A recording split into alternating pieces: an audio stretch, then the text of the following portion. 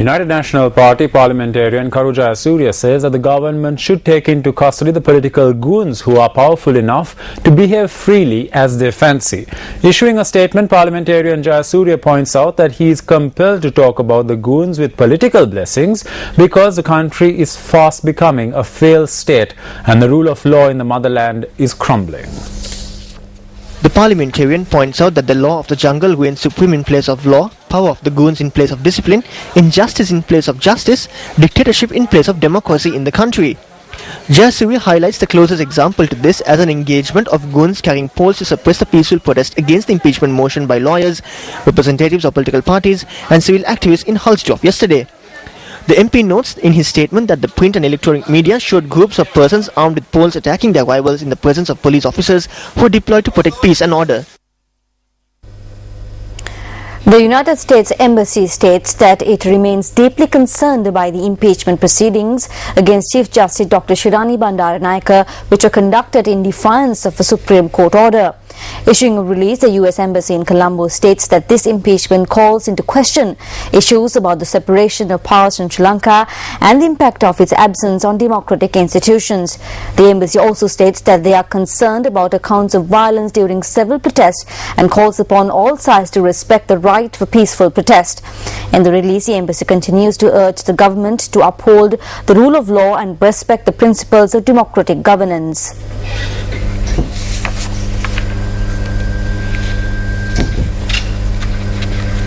And it's now time for the newspaper cartoon of the day.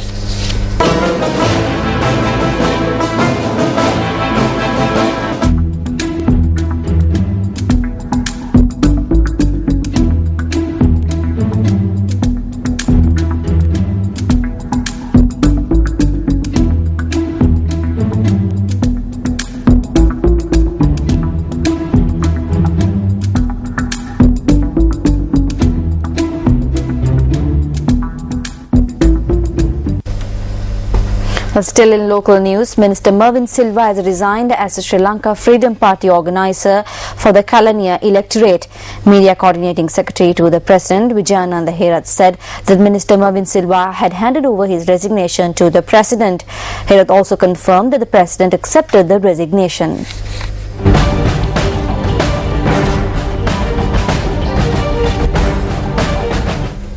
The first copy of a book written on Arahat Sangamita was presented to President Mahinda Rajapaksa at Temple Trees.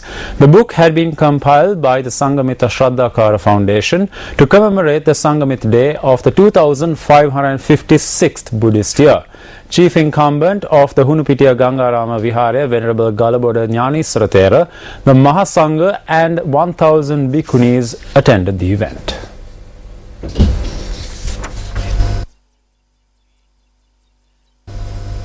Taking a look at one of our headline-making stories, the disaster warning which was issued for 4 districts has been extended by another 24 hours. The National Building Research Organisation says that the warning was extended due to the incessant rains experienced in the island. Meanwhile, the Disaster Management Centre says that over 150 families have been affected by floods in 9 Gram Seva divisions. The body of an individual who was washed away by strong current in the Kuda Oya in the Jinanandagama area in Badulla was found this morning close to the Hanwalla footbridge. The victim was a 65-year-old male from Jinanandagama, Badulla. Transportation along the Kutiagolla road in Badulla were disrupted as the rising water levels of the Kuda Oya submerged the Hanwalla footbridge. Railway services along the upcountry railway line were also disrupted when an earth embankment collapsed on the tracks. Therefore, train travel from Bandaravela to Badulla has been halted. Our correspondent said that measures were underway to clear the tracks between Haliyala and Mahawata after an earth embankment collapsed on it. Moreover, transportation from Mahayangania to Polonnaruwa came to a standstill due to damages on the Theldenia main road. Transportation along the Polonnaruwa-Batikilo main road came to a complete standstill with the Mahaveli river breaking its banks. Our correspondent said that floodwaters ravaged this area on 4 occasions from December last year to date. All 7 spill gates of the Ulhitia Ratkinda reservoir were opened this morning. 3 persons from the same family were trapped in their tent in a paddy field in the Wabgama area due to floods.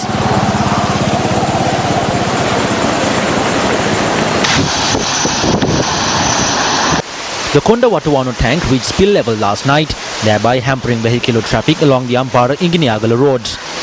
Meanwhile, the temporary bridge erected in the Maha Oya 69 area along the Ampara Kandy Road was washed away by the rising water levels of the Ramukan Oya. Motorists were severely inconvenienced when an earth embankment fell on the Allavallavai Road in Monragala. A landslide occurred near the Haggala Botanical Gardens along the Nuwareliya Badulla main road last night. Varathanna, which is located on the Katugastota Gannuru road, is facing a risk of landslides. Therefore, the police have asked motorists to be vigilant. A lane along the Peradeniya Gampula road close to the engineering faculty of the Peradeniya University had caved in.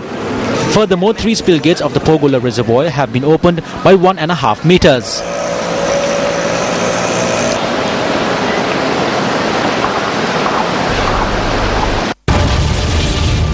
The dengue virus is raising its head once again. 7.5-year-old W. Himara Tamil from Hapugoda Kandana dies from dengue. Various studies conducted since 2010 to eradicate dengue. A British scientist arrives in the island to look into the possibility of reducing the density of dengue mosquitoes. When will a proper plan be formulated to control the spread of dengue?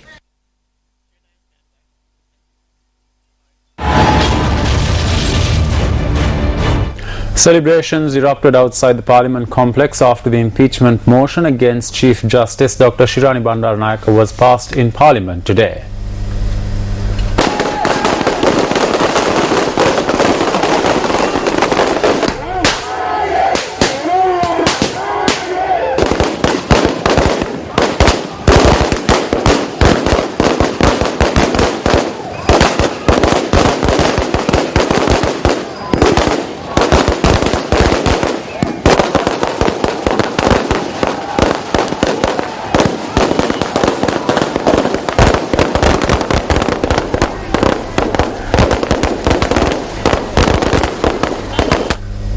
Celebrations were also held opposite the official residence of the Chief Justice in Colombo following the vote.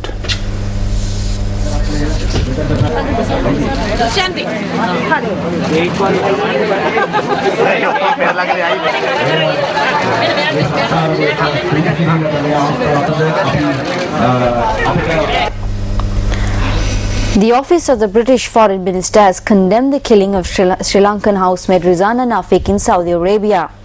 Issuing a statement, UK's Foreign Office Minister for the Middle East and North Africa, Alistair Burt, says that he condemns the execution of Rizana Nafik in Saudi Arabia despite the many appeals for her sentence to be commuted. He says that the UK opposes all use of the death penalty as a matter of principle, whatever the crime committed. Alistair Burt says that he finds the practice of beheading to be particularly cruel and inhuman.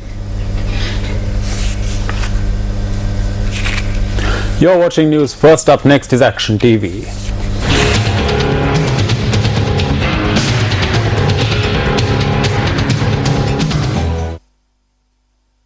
This house in Maddegoda Ganemola, which a labourer at the Department of Railways and his family call home, had its electricity supply reconnected after a lapse of 3 years and 5 months. On the 7th of May last year, Action TV revealed that the head of the household received a mammoth electricity bill which he could not hope to pay in April 2008. Action TV also revealed that he had to dedicate his time to resolve a crisis brought about by no fault of his own, which ultimately resulted in him losing his job. According to the audit report of the Ceylon Electricity Board, as of the 16th of April 2008, this household owed a sum of ₹1,265.57. However, the bill for this household for the same month amounted to an incomprehensible ₹255,443.17. The Ceylon Electricity Board disconnected the electricity supply to this house after adding a further 6 months of electricity charges. An investigation conducted by the Public Utilities Commission following the Action TV exposure revealed that the homeowner had been done an injustice through the CEB's failure to act on prior complaints regarding a problem with the electricity meter. Accordingly, the Public Utilities Commission ruled that the CEB could only charge a sum of ₹6,310.10.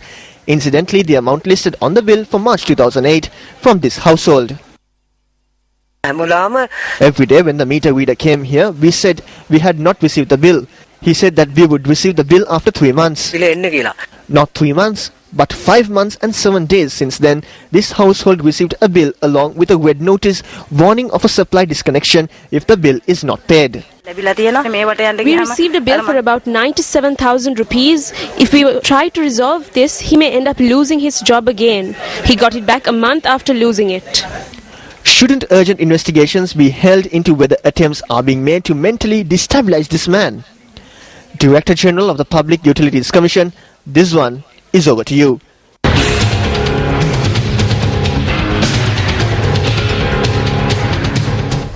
Rumours Salon, an establishment which set the foundation for the expansion of beauty culture as a profession in Sri Lanka, moved to a new location today.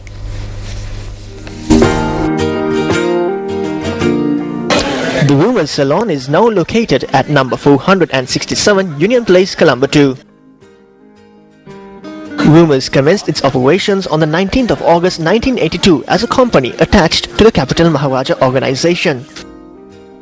Rumours began its journey with only 2 employees at number 174 Inner Flower Road, Colombo 7.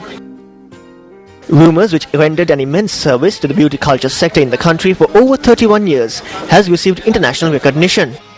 Its employees are internationally trained beauticians. Many of those who had entered beauty pageants began their journey at the Rumours Salon. Rumours gives priority to safety, and therefore the products used at the salon are certified according to international medical standards. The state-of-the-art salon in Colombo 2, which caters to both ladies and gents of any age, also provides ample parking space for its customers. Hi, I'm Cornell from Rumours. With all the excitement that's going on right now, with the opening of our new salon at Union Place, Colombo 2, it's been 30 years since we've been in operation, and we've finally decided to move to this new location to give our clients a better service in all aspects of hairdressing and beauty. Customers loyal to Rumours, which has been providing its service for 31 years, did not forget to visit the new premises. You're beautiful, you're beautiful, it's true. United National Party parliamentarian Ravi Karunanayake visited the Nagalagam street in Colombo 14.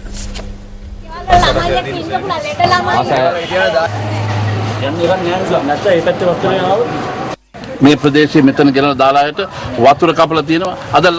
water and electricity supply for these people have been disconnected, but the bill is under the name of the Urban Development Authority. 350 million to 400 million can be spent on night races, but they cannot pay the 196,000 rupee electricity bill of these innocent people. We were also informed that they cannot pay the water bill. This has adversely affected the education activities of children. 3 of the 10 suspects who escaped from the court lockup in Avisaville yesterday have been arrested. Suspects who escaped from the court lockup were brought to the Kuruvita prison in order to be produced before the Avisaville Magistrates Court. Secretary to the Ministry of Prison Reforms, G.S. Vithanage, said that investigations have revealed that the suspects who escaped after assaulting the prison officials had sharp weapons in their possession. One of the escapees was arrested last evening in the Puakpiti area. G.S. Vithanage said that a 3-member committee has been appointed to conduct investigations into incidents of inmates escaping from court lockups. He added that the investigations will be led by an assistant superintendent of police.